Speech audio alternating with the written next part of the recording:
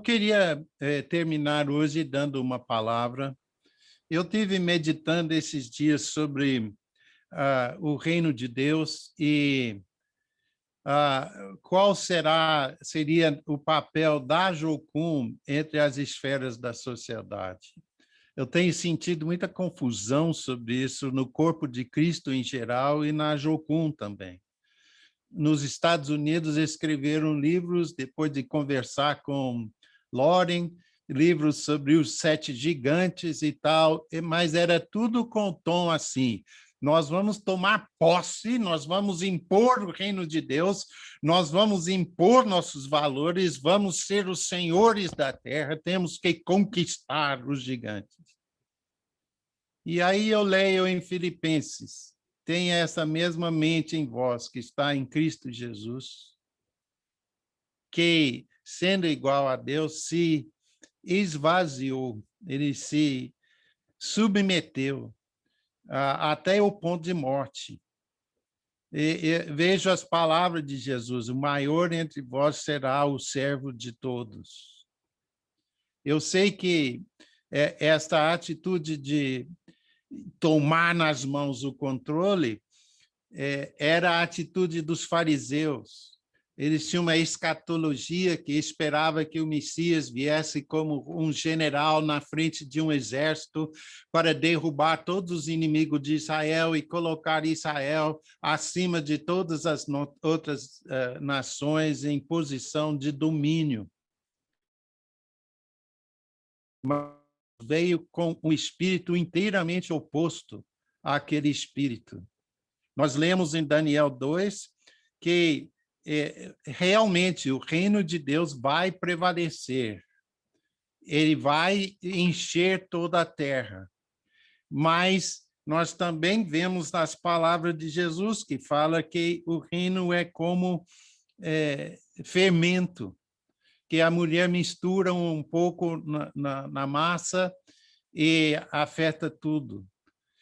O reino de Deus vai crescer como fermento afeta a massa, escondido, silencioso, despercebido, anônimo, em a postura de servir e se sacrificar a favor dos outros, mas vai ser completamente transformativo no fim. Não é por meios carnais que o reino de Deus vai crescer. Você vê, quando a gente olha aquela estátua de Nabucodonosor, a tendência seria de ver a glória daquela estátua, que representa a glória das nações, e pensar: puxa vida, se eu quero ter um impacto, eu tenho que pegar carona na estátua e ficar pulindo a estátua e tentando chegar perto da estátua, gostando da glória da estátua. Mas não é o que é mostrado em Daniel capítulo 2. O reino de Deus vai, eu não diria atacando, mas esmaga, eu não estou achando a palavra agora, ele reduz a estátua a pó, tão fina que o vento leva embora. Mas como é que ele reduz a pó? As armas de nossa guerra não são carnais, mas espirituais, e derrubam fortalezas, né? Vocês sabem que teve alguns séculos que os vikings, lá da Escandinávia, eram o terror da Europa. Eles desciam, começaram na Inglaterra, mas depois foi todo o continente. Eles desciam até o Mediterrâneo e subiam os rios da Europa, destruindo, matando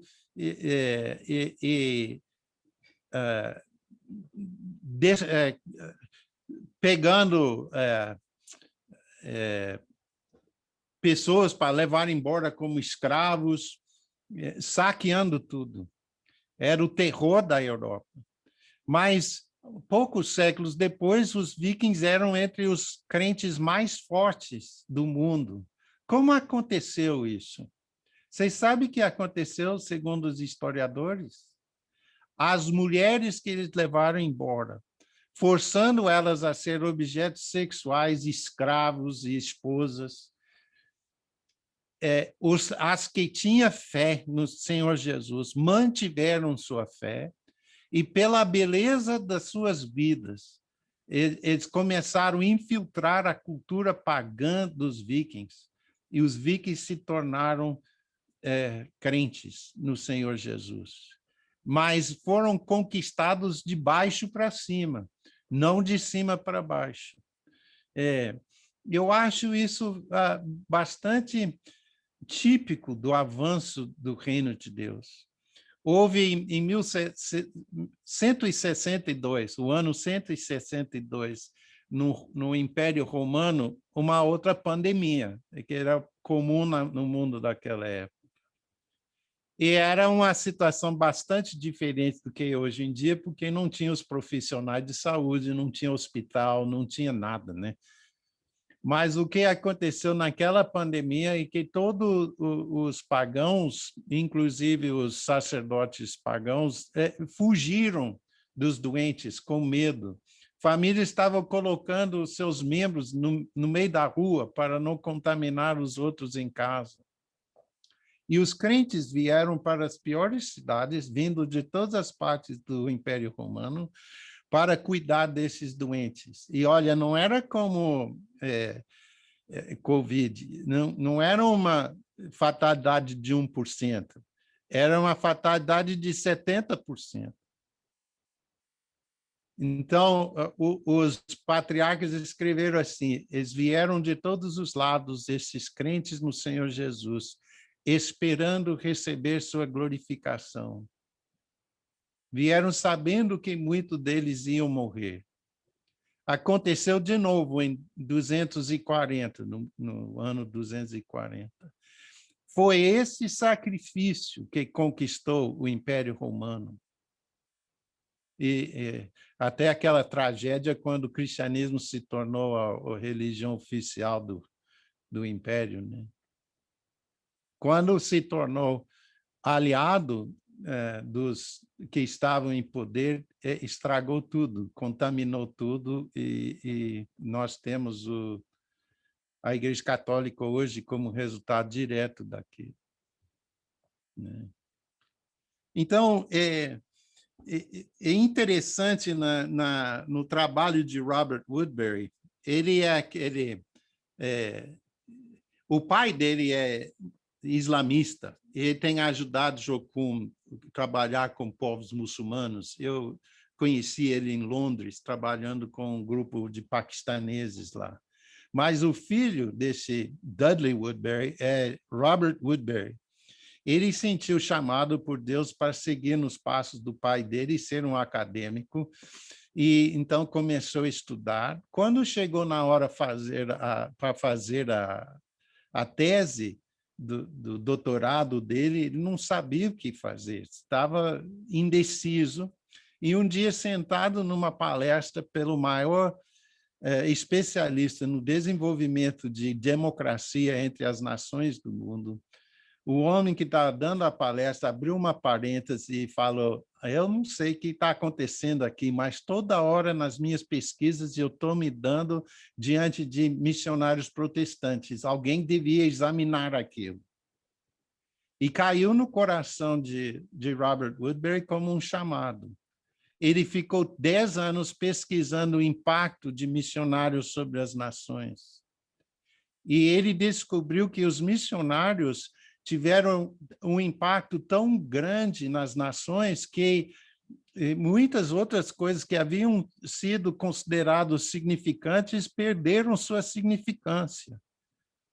Era enorme o impacto. Isso assustou ele tanto que ele ficou 3 anos tentando desprovar o que ele havia provado. Mas tudo que ele fazia só fortalecia. Missionários transformam nações. Mas veja bem o tipo de missionário. Os missionários que eram pagos pelo governo, quer dizer, das igrejas oficiais da Europa, não tiveram impacto. os missionários católicos também não tiveram impacto, e ele estudou todos os missionários, não só o tipo que, não só um tipo. Pensa bem sobre a característica desses dois grupos de missionários que não tiveram tanto impacto. Eles eram os das igrejas oficiais da Europa eram pagos pelo sistema de impostos do país, quer dizer, eles dependiam do governo para seu salário. E os católicos sempre seguiram uma estratégia onde o poder político e eclesiástico andavam juntinhos, né? Era o Papa que decidia se o próximo rei ia ser rei ou não. E eles também não tiveram o mesmo impacto entre as nações. Sabe quem teve? Missionários como eu e você, que levantavam seu próprio sustento, saíam, não devia nada para ninguém e podiam ser honestos, e podiam ser proféticos, e podiam ser da verdade, e não era aliado com mais nada. Eram aliados do reino de Deus mesmo. Tem alguma coisa no poder que corrompe, seduz. No Velho Testamento, só 18% dos reis terminaram bem. O resto tudo se corrompeu com o poder. Né? Então, vai ter entre nós os que são chamados para trabalhar com essas pessoas que estão no poder. Mas eles têm que ser verdadeiro amigo. Amigo como Natã foi para Davi, em 2 Samuel 12. Você lembra a história? Davi tinha dormido com a esposa acho que é Urias, depois ele tentou cobrir o pecado dele, não conseguiu, então arrumou circunstância para matar Urias. Ele estava agindo de maneira diabólica. E aí um dia ele pensando, está tudo escondido, chega esse profeta e fala, Davi, teve um homem. Aí ele contou uma parábola para Davi. E Davi ficou com tanta raiva do homem que foi tão injusto com o pobre que ele disse que tinha que morrer. Aí Natan falou, Davi, você é o homem. Se nós chegarmos perto desses que estão no poder, nós temos que estar pronto a ser amigo mesmo. Quer dizer, temos que manter nossa independência profética. Mais tarde, quer dizer, em 1 Reis 22, 1 a 40, tem uma história lá de 400 profetas que faziam parte do corte do rei. E o rei era o rei...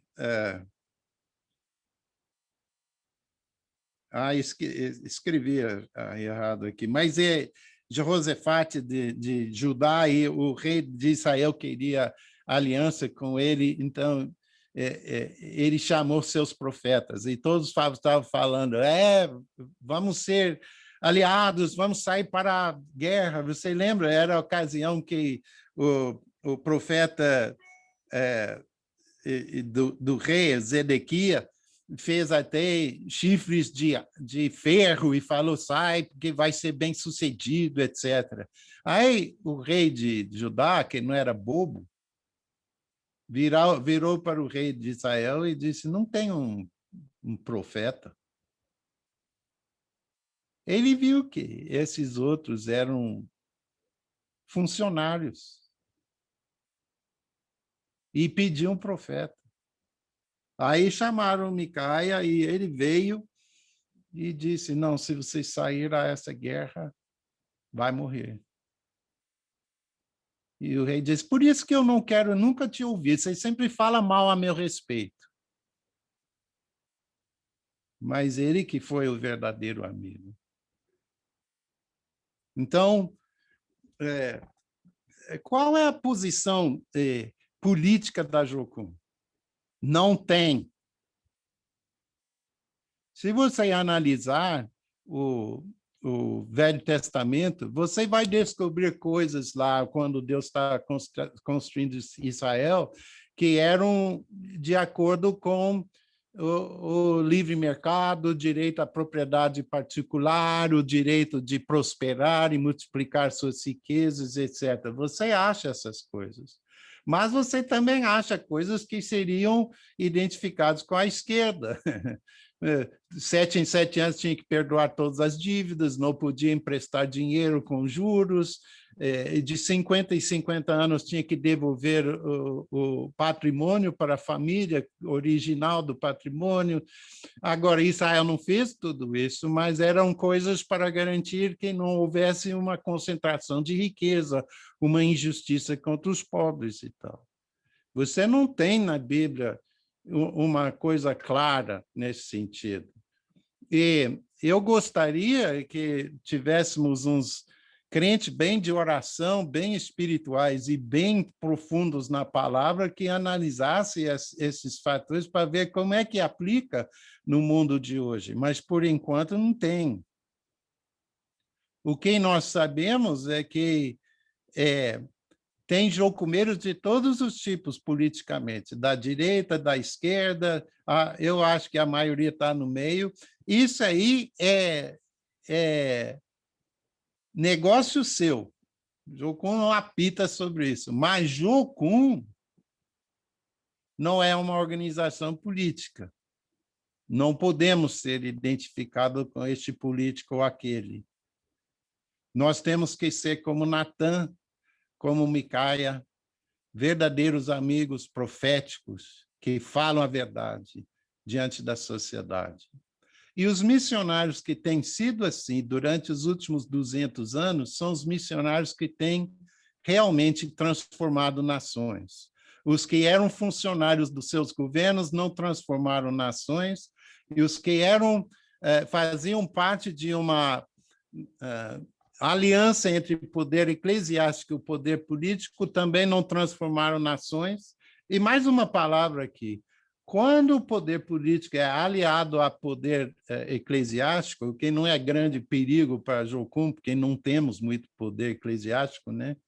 Mas quando os dois são aliados na história, o resultado sempre tem sido opressão. Porque Deus coloca coisas em domínios e não queremos violar os domínios.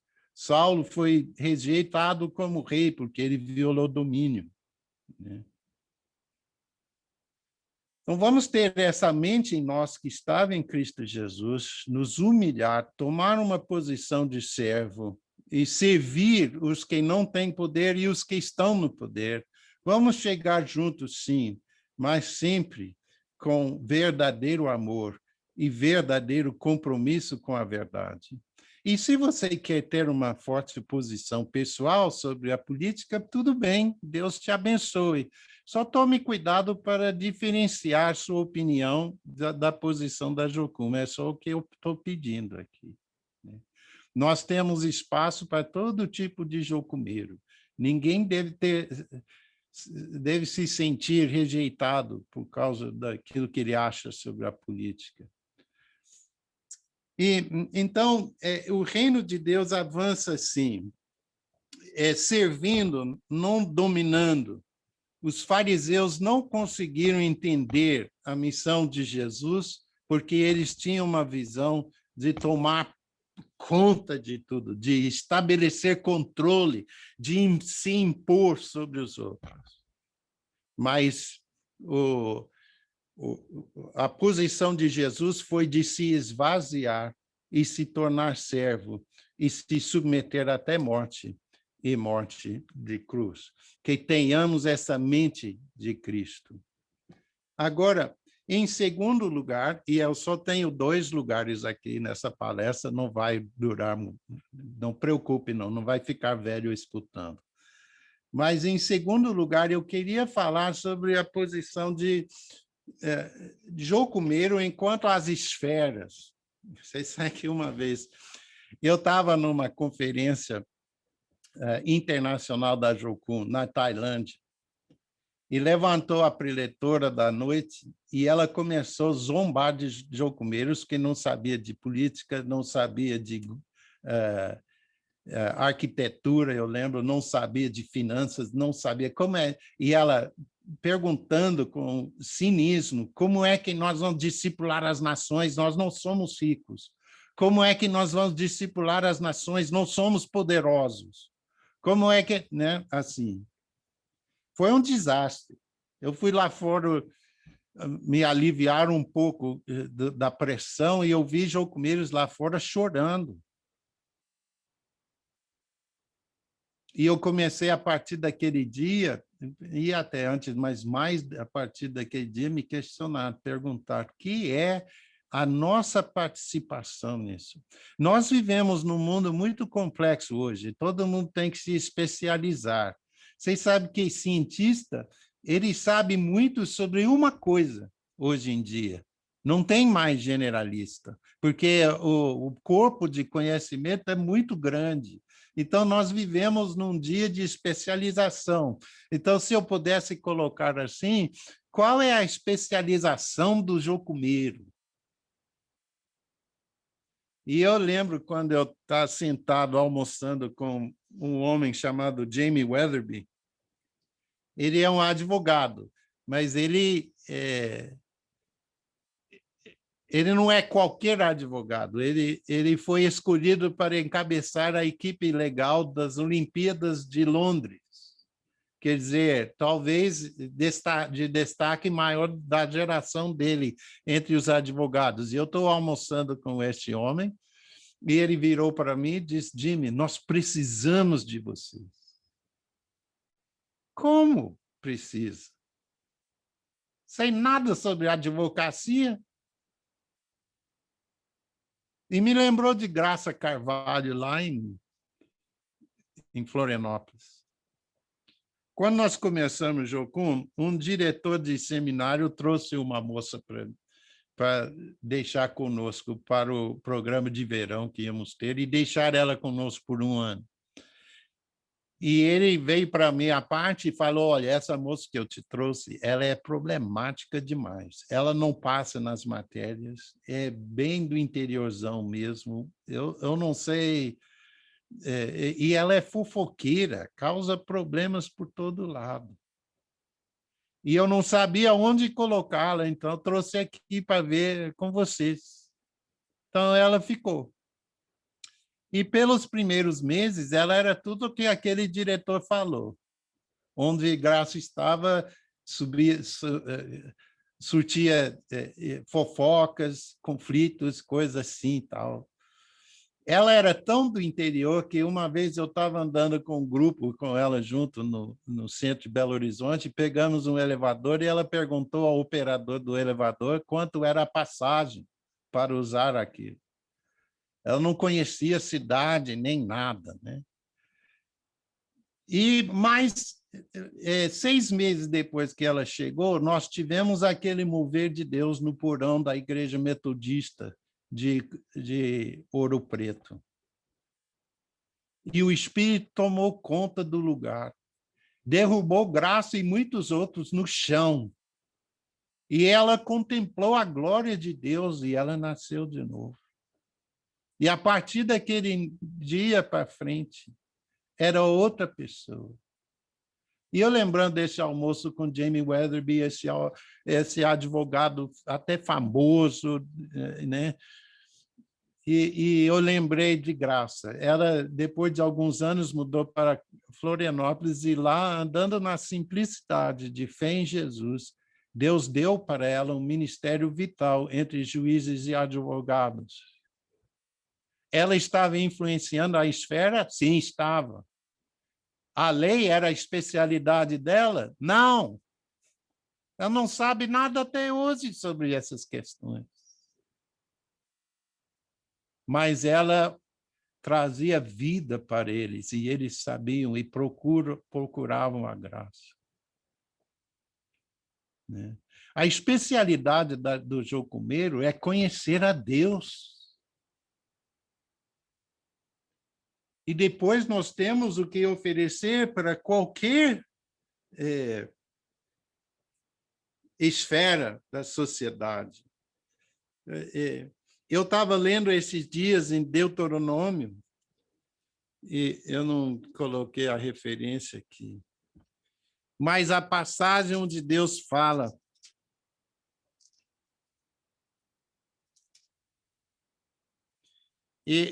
é Deuteronômio 10, versículos 8 e 9, onde Deus separou a tribo de Levi para carregar a arca da presença de Deus e ficar diante do Senhor e ministrar a Deus e abençoar o nome de Deus.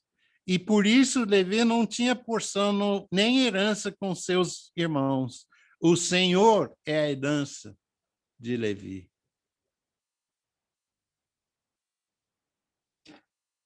Deus tinha exigido de Israel o primogênito dos animais, o primogênito das famílias também.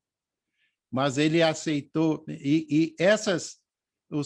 o primogênito sempre ia para Deus como sacrifício, mas ele aceitou os levitas como, fala num lugar, propriedade peculiar dele, em troca dos primogênitos.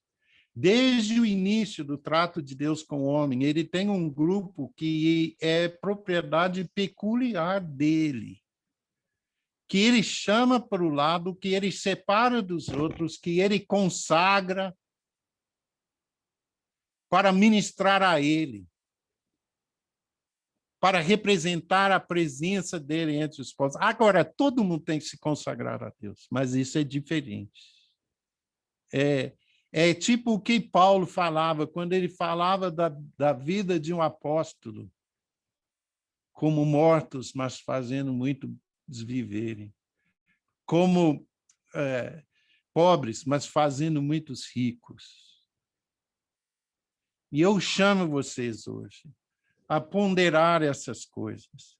Nós precisamos ser especialistas na presença de Jesus, no reino de Deus, no amor do Senhor, ou como Jesus falou, se permanecerdes em mim e minhas palavras permanecerem em vós, e depois essas grandes promessas.